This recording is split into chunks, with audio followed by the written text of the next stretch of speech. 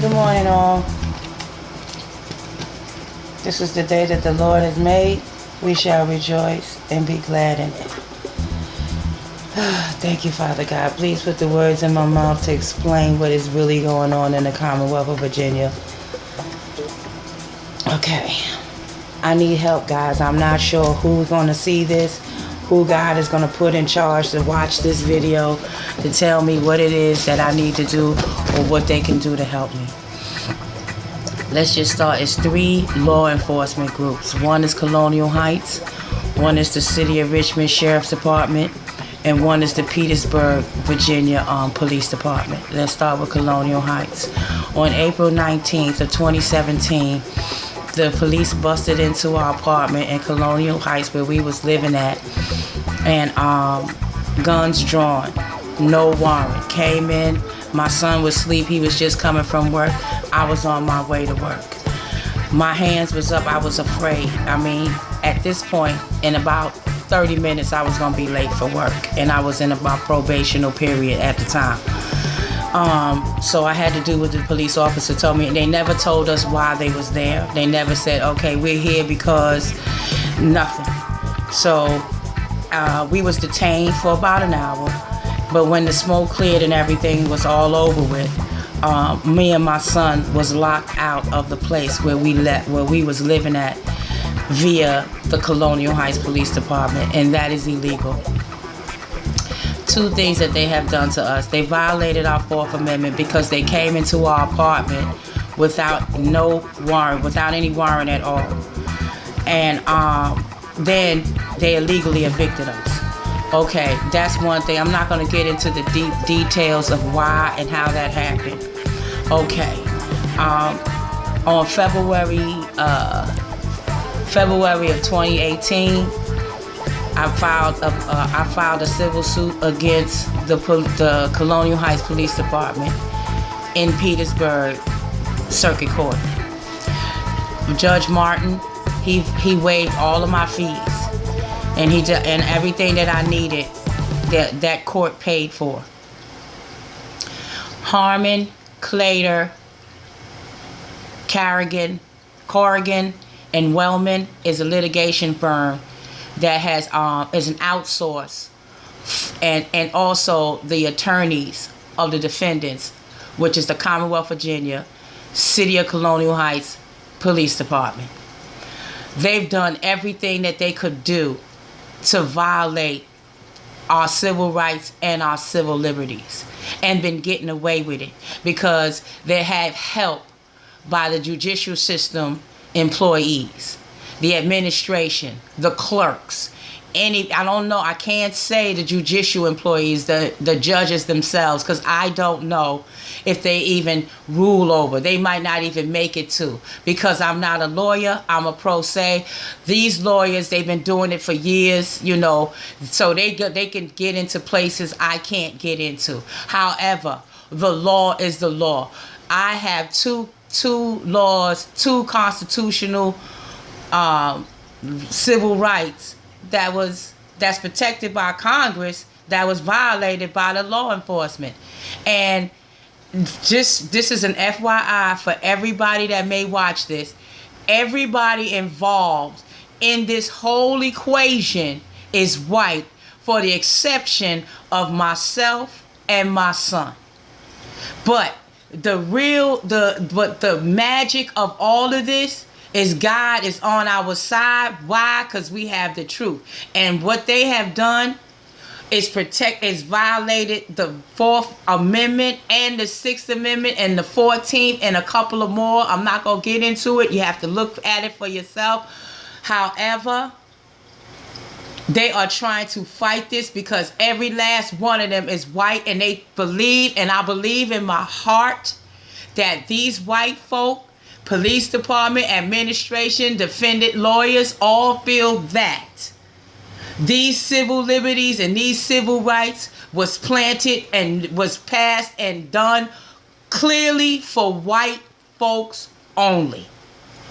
This is ridiculous. This case should never be going up to the Supreme Court. This case should have been ruled over at the state level. Now, so everyone knows, the Colonial Heights has already been sent up to the Supreme Court twice. They sent it back down to the Court of Appeals. That wasn't enough. The defendants have friends at the Court of Appeals for the Fourth Circuit too. Why? Because that court is planted in Virginia. Although they spearhead North Carolina, South Carolina, and Maryland, and Northern Virginia, but because these people are friends here. So what I got from that court so far is they're looking for merits, but it was an incomplete notification. There's still, these white folk in Virginia still believes that we cannot read. If we can, we don't understand what we're reading. And I'm here to say that's not true. We do understand. So now I'm taking the answer that the Court of Appeals sent me in the mail, and everything is going up to the Supreme Court for the third time. Now, let's move on to the City of Richmond Sheriff's Department. April Taylor, me, was arrested twice for an order of protection. The Sheriff's Department breached their duty. They did not get that civil summons court order to me in time for the court date that the judge put on the docket. Not once, but twice. The first time I was arrested for this order of protection, this PPO, was in the city of Colonial Heights at a routine traffic stop. I was stopped for expired tags, and Officer Vaughn said, you have to get out of the car, you have a warrant. And I'm like, oh my God, why? Fast forward, several hours later, I was released. And Officer Vaughn said to me, you know, as he gave me my summons to come to court for my expired tags, is Richmond, you have to call Richmond, because they're the ones that put the warrant out. So I did that.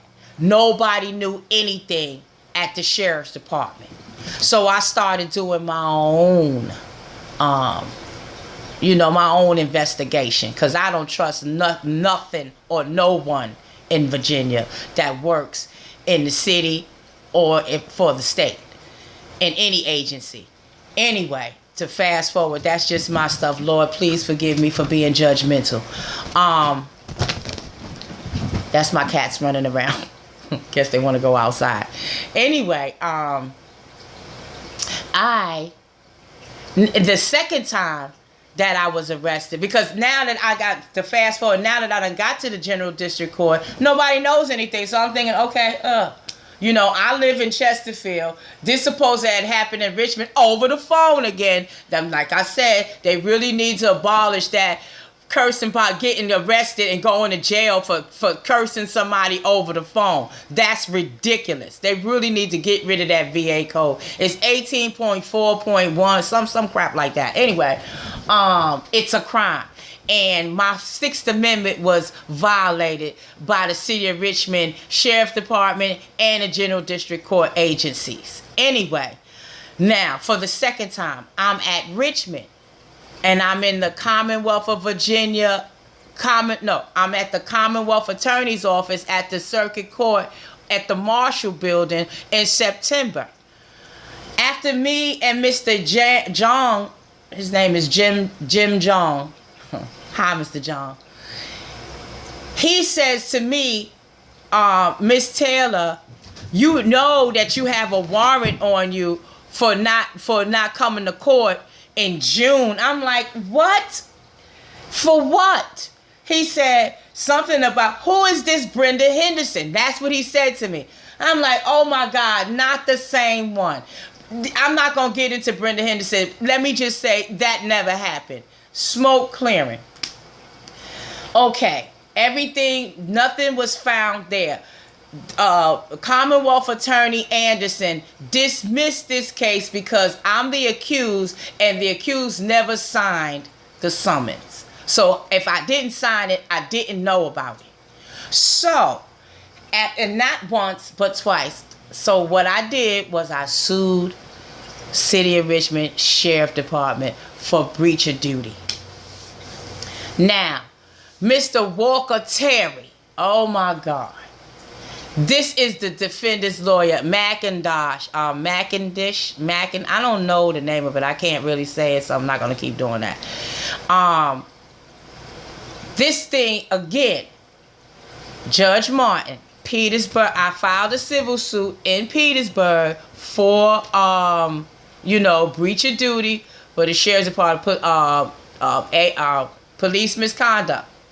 It doesn't matter, police, agent, but if you messed up, if you're in the law enforcement and you didn't do your job, you breached your duty. Okay, they did everything wrong. Everything was corrupt. Everybody in the equation is corrupt. I'm not going to get into too many names because I don't know what happened and who's what. Anyway, this thing was transferred from Judge Martin's court all the way to the federal court. And it changed from the City of Richmond Sheriff's Department to, it was April Taylor versus the City of Richmond Sheriff's Department. And now, once it got to the federal court, it went from Taylor versus Irvin. Who the hell is Irvin? So what I did was I see that they trying to play games, switch and bait. Like they really think we are that stupid and we can't read or we don't investigate, we don't look good. That's not true. We don't trust white folk. That's why we make sure we go over your things with a fine-tooth comb. And I'm letting everybody out there, mothers, fathers, daughters, and sons, if you got anything going in these courthouses in the Commonwealth of Virginia, please go over there and check it with a fine-tooth comb. Why? Because Miss C. Muriel used a mandatory court hearing with a VA code 16.1252A. That is child abuse neglect VA code where you must go to court or you will get a summons. People, Jordan Washington has no children. Not only she did that once, she did that twice. The second time she tried to send my child to Riverside. Or they're trying to make it look like, on paper, it's one thing. In the database is another. Okay? So they're hiding the paperwork because they don't want nobody to see it. Why? Because somebody else's social security number is on the paper. That would have been going to Riverside if his mother, black mother, did not check behind the Colonial Heights Police Department, the Colonial Heights legal team for the courts. Please, mothers, fathers, please be careful. Right now, I filed a complaint with the Federal Bureau of Investigation against C. Muriel. I don't know how long and how far the corruption arm rules in VA. I know all of the courts because I done dealt with all of them. So I know all of those team members. Well, I can't say all, but I know there's quite a few team members that's prepared, that's very corrupt. Very corrupt. Because stop it! Jesus.